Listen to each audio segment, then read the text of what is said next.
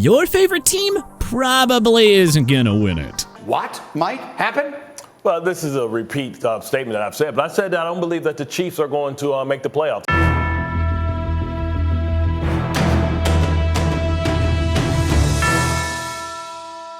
We'll score a 31 out of 32 when we cautiously warn and explain how and why your team will fail to win Super Bowl 58. Arizona Cardinals tanking for Caleb. In case it wasn't clear already, the Cardinals really have no intention of winning in year one under the new regime of Monty Ossenfort and Jonathan Gannon. Longtime backup QB Colt McCoy was released, leaving the team with Josh Dobbs and Clayton Tune as their signal callers. At least until Kyler Murray returns from injury. Yeah, don't tell us for a second that these Cardinals are actually trying to win a championship in 2023. Atlanta Falcons, this D can't stop a nosebleed. Since 2018, Atlanta's defense has finished 19th or worse in scoring each year. The defense is simply awful every single year. We don't doubt that they'll score a lot of points with that loaded offense, but how can you expect a D with only AJ Terrell and Grady Jarrett as sure-thing playmakers to win a championship?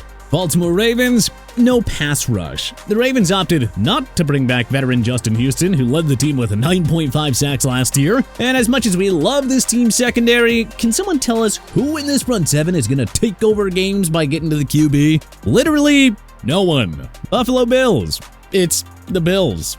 The Bills are just in the same tier as the Falcons, Chargers, and Vikings. No matter how good the team is, they just always seem to get snake-bitten at the worst possible time. Carolina Panthers, Bryce Young lacks the weapons. We don't doubt that Bryce Young will eventually grow into a superstar-level QB for Carolina, but the supporting cast around him leaves a lot to be desired. Their number one receiver is injury-prone 33-year-old Adam Thielen. Their second-best receiver is DJ Chark, who had one good season 4 years ago. Their RB1, Miles Sanders, may or may not be a product of a Philadelphia Eagles system. With no true Pro Bowl weapons at his side, how can Young possibly lead Carolina to a Super Bowl? The Chicago Bears, sluggish secondary. Yeah, make no mistake, the Bears did a pretty good job reshaping the front seven this offseason. Jermaine Edmonds, CJ Edwards, DeMarcus Walker, and Yannick Ngakoue will greatly improve the pass rush and run defense, no doubt about it. But the secondary is still a pretty big weakness here. Eddie Jackson isn't an elite safety anymore, and Jalen Johnson never built off his promising 2020 rookie year. Cincinnati Bengals, Joe Burrow's pitiful pass protection. The Bengals signed 3 new starters last year to fix Joe Burrow's pass protection. He still took an alarming 41 sacks in 16 games. Yes, they signed ex-KC Pro Bowl offensive tackle Orlando Brown Jr., but he's just one man, and he cannot control the play of 4 other starters. Cleveland Browns, the AFC North obstacle. On paper, the Browns have a loaded roster that is capable of contending for a Super Bowl. The way we look at it, however, they're measly the 4th best team in a gauntlet of a division. So how do these Browns get through a loaded AFC when they're not even a top 3 team in their division? A winning record might not even be enough to get them into the playoffs this year.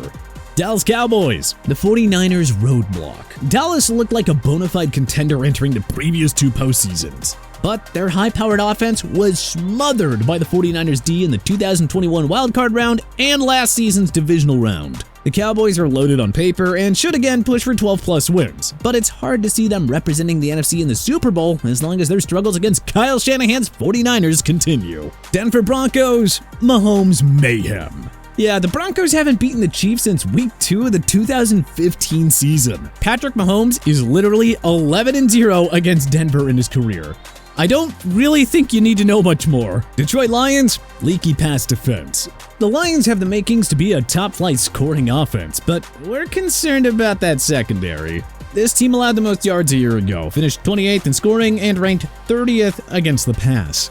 Look, you can't expect to compete for championships if you have no answer for an aerial attack. Green Bay Packers, hey, A-Rod's gone. With a 4-time MVP and elite QB in Aaron Rodgers, the Pack mustered just 8 wins and didn't even make it to the playoffs. Now we're supposed to think that Jordan Love, he of 1 career NFL start, is suddenly going to shine and lead the Pack to a Super Bowl this early? Come on, no chance. Houston Texans, the rebuild is still on. They're not tanking like the Cardinals, but the Texans also know that they are far from ready to contend in 2023. It's why GM Nick Caserio went bargain hunting in free agency instead of finding true game wreckers to help CJ Stroud. Indianapolis Colts, 2-man defense. DeForest Buckner and Shaquille Leonard are two of the NFL's best defensive players in football, pure and simple. The only problem? Well, there aren't any other potential game changers on that defense to complement the duo. Jacksonville Jaguars, shaky pass protection. If there's one way for opponents to slow down the Jaguars' prolific offense, it's getting to the quarterback. Pro Football Focus ranks Jacksonville's O-line as the 26th best unit heading into 2023. If oft-injured star guard Brandon Scherff gets hurt again, well, there's no telling how much this O-line could break down in front of Trevor Lawrence. Kansas City Chiefs, the receiver room. We're admittedly nitpicking a bit here since, well, the Chiefs are a top-tier contender every year. They lost top wideout Juju Smith-Schuster and reliable deep threat Mecole Hardman in free agency. So they're asking the injury-prone Kadarius Toney, sophomore Sky Moore, and rookie Rashee Rice to help out Marquez Valdes-Scantling. Yeah, let's see how that works out for the defending champs. Las Vegas Raiders, trash defense. Sad but true, the Raiders' defense has finished 20th or worse in scoring every single year since 2007. You literally cannot win a Super Bowl when you can't make a stop on D. Los Angeles Chargers? Yeah, the Chargers are just gonna charger. We're done buying the hype on these guys. They looked like a contender last year, built up a 27-0 lead on the Jaguars in the divisional round, and still lost. Look, at this point, you just gotta accept the Chargers are gonna charger. Pure and simple. Los Angeles Rams, the injury bug. The Rams will only go as far as Matt Stafford, Cooper Kupp, and Aaron Donald can take them. The concerning part, all three missed considerable time last year. And they're all 30 and up in age. Stafford especially has to get close to 100% for LA to have a chance, but that's easier said than done. Miami Dolphins, Tua's health concerns. Tua Tagovailoa missed 4 games plus Miami's wildcard round loss with head-related injuries. You may forget that he led the league in passer rating and yards per completion last season. It's really simple. If Tua is healthy, Miami is a legitimate championship contender. Minnesota Vikings, a pylon-filled defense. Many ranked 28th in scoring D last year, and only the Lions allowed more yards. And yet, this defense somehow figures to be worse in 2023. They lost their top corner Patrick Peterson in free agency. They curiously traded away star pass rusher Zadarius Smith and moved on from tackles leader Eric Kendricks and standout defensive tackle Dalvin Tomlinson. Sorry, but pylons aren't gonna make the necessary stops for a team with Super Bowl aspirations. New England Patriots, Mac Jones, less than Allen, Tua, and Rodgers. Yeah, it's gonna be awfully difficult for the Patriots to win the division, let alone the Super Bowl, when Mac Jones is the 4th best QB in his own division. Yeah, good luck to Mac and the Pats. New Orleans Saints, the refs will cost them again. Nola no call, Kyle Rudolph's uncalled push-off, Adam Thielen's face mask on Marshawn Lattimore last season that somehow led to a defensive PI call on the ladder. Look, the Saints just never, ever get the beneficiary of questionable officiating. And of course, it won't change this year. New York Giants, who are the receivers? Darius Slayton was New York's leading receiver with just 724 yards last year. Richie James, now with KC, and running back Saquon Barkley co-led the team in catches. Daniel Jones doesn't have a single Pro Bowl level wideout to throw to. Can the G-men really expect to win a Super Bowl when they aren't built to keep up with the many high-powered aerial assaults across the league? New York Jets, who's protecting A-Rod? The Jets could very well field a top 5 offense and defense here in 2023, but boy, does that O-line ever terrify us in a really bad way. The 38-year-old Dwayne Brown and Mekhi Becton, who's played 1 game the last 2 years combined, are the starting tackles. Connor McGovern allowed 5 sacks last year and yet remains the starting center. In other words, we highly recommend a lot of blitzes from opposing defenses, because getting to Rodgers really shouldn't be that hard. Philadelphia Eagles, Super Bowl hangover. Philly has the deepest roster in football, so again, we're kind of nitpicking here, but history simply isn't kind to the loser of the previous year's Super Bowl runner-up. Consider this, only 3 teams in history have won the Super Bowl after losing it the year prior. The 1971 Cowboys, 72 Dolphins, and 2018 Patriots. The Super Bowl hangover jinx is real, and of course, it's bound to hit this year's Eagles.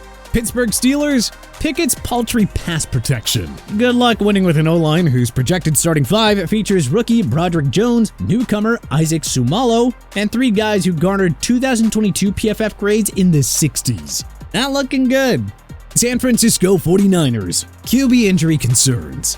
The only thing that ended Brock Purdy mania last year was his unfortunate UCL tear in last season's NFC Championship game. The 49ers have been struck hard by the injury bug at quarterback for a while now, so we don't know what else to really say. They're a Super Bowl frontrunner if the starting QB is healthy, but Purdy's UCL injury is certainly cause for concern. Seattle Seahawks, the defensive line. Seattle is loaded on offense and in the secondary, but their defensive line certainly leaves a lot to be desired. They had the number 30 rush D a year ago, and Darrell Taylor is the only returning defensive lineman from 2022 to have topped 4 sacks. Tampa Bay Buccaneers, Tom Brady's gone. The Bucs went 8-9 with Tom Brady last year. Now we're supposed to think they'll reemerge as a Super Bowl contender with Baker Mayfield instead of the GOAT? Ha! Tennessee Titans, non-existent pass D. The Titans' pass defense has been a bottom 10 unit in each of the last 4 years. In fact, it was dead last in 2022. And though Sean Murphy-Bunting was a nice pickup in free agency, he and star safety Kevin Byard can only cover so much of the field. Washington Commanders, defense can't do it all. The Commanders had a top 10 scoring D, finished 3rd in yards, and were just outside the top 10 in sacks. But the D can't make up for a bad offensive line and an uncertain QB situation. Just not buying Sam Howell as the guy, and if the offense slumps early enough, and that'll be it for the Commanders. They can't just ask their defense to get 5 sacks and as many turnovers a game. But who do you think will win Super Bowl 58? Let us know in the comment section below. If you like this video and learned a thing or two, clicking the like button helps out a ton. And hey, we appreciate it. If this is your first time coming around to TPS though, subscribing is a great idea because we put out videos like this every single day. But as always, thanks for watching and we'll see you guys next time.